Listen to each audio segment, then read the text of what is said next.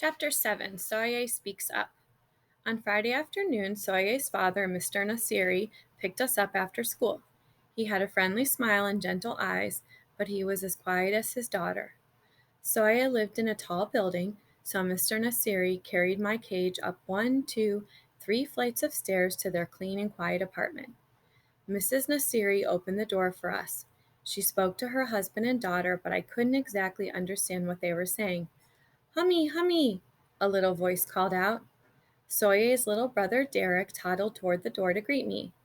Say Humphrey, Soye gently corrected him. Hummy, he said. The Nasiris put my cage in the living room, right in the middle of a big table. Then they pulled up chairs so that they could all sit and stare into my cage. It seemed as if they were waiting for something to happen, so I decided to give them a show. First, I spun on my wheel for a while. Then I climbed up the side of the cage and dived down into a pile of soft paper. They were obviously impressed with my performance as they talked quietly. The funny thing is, I couldn't understand a word they were saying. No wonder Soya got 100% on all her vocabulary tests. She and her family knew a lot more words than I did. They finally went to the kitchen to eat dinner. Later, while the rest of the family watched television, Soya's mother quietly sat by my cage watching me. She seemed nice, nice, nice. Eventually, it was bedtime for the Nasiris, but after the lights were out, Soye slipped out of her room and came back to my cage and whispered to me. I could understand her again. Now you know my secret, Humphrey, she whispered. My family doesn't speak English. Well, my dad does a little, but he's shy about it. Mom hasn't learned any English at all, and Derek's too little. I understand, I squeaked. That's why I don't like to talk in class, she explained. I don't talk like the other kids. I'm afraid they'll laugh at my accent. That happened to me when I was little. But you don't sound different, I frantically squeaked. I understand you just fine. Unfortunately, she didn't understand me. All she heard was squeak, squeak, squeak. I guess maybe I have an accent too. But I have an idea that maybe you could help me teach Mom English, Soya continued. Glad to help out if I can, I squeaked to her. You're a real friend, Soya replied. See, she understood me after all. The next day I dozed until late afternoon when Soya led her mother back to my cage. Humphrey only understands English, Mama, Soya said. Speak English. Say Humphrey. Soya's mom looked a little frightened, but she tried. Humphrey, she said. Hummy, Derek cried as he raced into the room and climbed onto his mother's lap. Say, hello, Humphrey, Soye gently instructed her mother. Hello, Humphrey, Mrs. Narsiri said. I squeaked hello right back and she broke into a huge smile. Hello, she said. Good job, I said. Well, things went swimmingly from then on. In a matter of hours, Soya's mom was saying, How do you do? Nice to meet you. Would you like some water? I did, thank you. Even when Soye and Derek left to go to the store with their father, Mrs. Nasiri kept on talking. I let her know I understood what she was saying by wiggling my whiskers and hanging by one paw from the top of my cage. Good boy, Humphrey, she said. Soye and her father were amazed at Mrs. Nasiri's progress when they returned. The family spent the rest of the evening practicing English. First, Soye pretended to be a guest at the door. She went into the hall and knocked. Her mother opened the door. Hello, Soye, she said. Won't you come in? Then Derek went out and knocked. Mrs. Nasiri opened the door and said, Hello, Derek. Won't you come in? He rushed in and toddled right over to the table, shouting, Humphrey, Humphrey. Next, Soye convinced her dad to practice English with her mom. What time it is? Asked Mrs. Nasiri. What time is it? Soye corrected her. Mrs. Nasiri got it right the second time. Then Dad looked at his watch. 7:15, he answered. Would you like some tea? Mrs. Nasiri asked. Yes, please. I would like some tea, Mr. Nasiri answered. Guess what? They had a tea party right on my table. As a reward for all their hard work, I spun my wheel as fast as my legs would go, and they all cheered. Later, after the lights were out, Saya slipped out of her room to talk to me again. "Thank you, Humphrey," she whispered.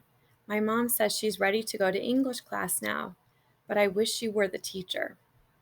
"So do I squeaked, and I meant it. There were more English lessons on Sunday, and Soye showed Derek how to clean out my cage. Suddenly, the boy began to giggle. "Humphrey poop," he yelled.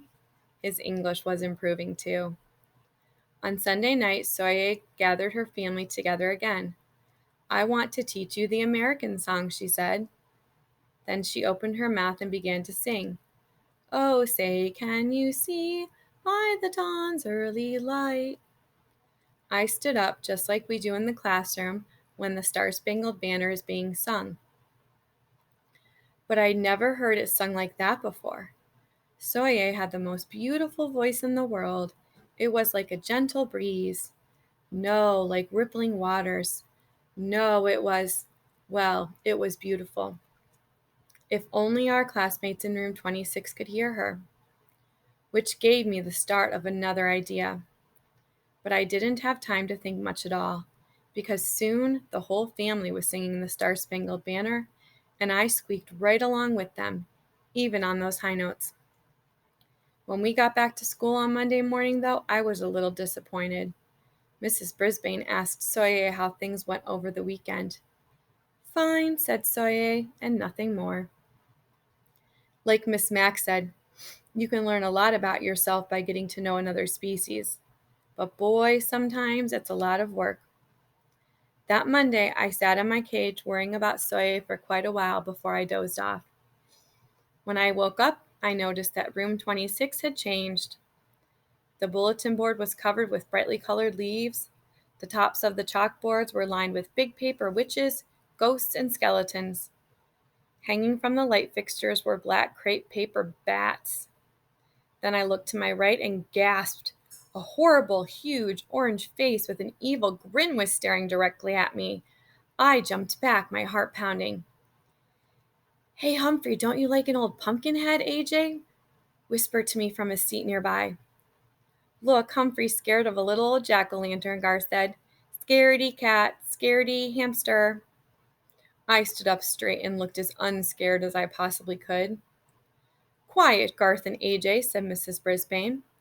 Then she quickly returned to a math problem she was writing on the board. Suddenly, I noticed a little movement in the center of the room, a murmur, a change. I looked over and yes, Soye had her hand up. Everyone noticed it except Mrs. Brisbane, who had her back to the rest of us. "Mrs. Brisbane," Heidi called out. Without turning, the teacher said, "Raise your hand, Heidi." Now Heidi had her hand raised as well as Soye. "Well, what is it?" Mrs. Brisbane turned to face the class and was obviously surprised by what she saw. "Yes, Soye," she said. In a loud, clear voice, Soye said, "May I move the pumpkin away from Humphrey's cage?" Mrs. Brisbane looked from Soye to the cage and back. "Yes, I guess it is a little close. Thank you, Soye." Soye rose and hurried to my table to push the ugly old jack-o'-lantern away.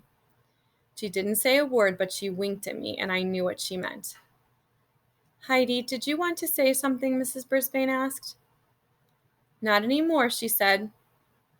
Everything went back to normal until the bell rang for recess. As my classmates all scattered and ran toward the door, Garth paused by my cage. "Scaredy cat," he muttered. Then he moved the pumpkin right up against my cage again. I puffed up my cheeks as big as I could get them. It was going to be a very long day. Tip 7.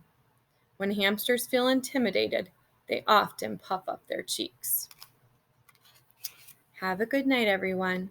See you tomorrow.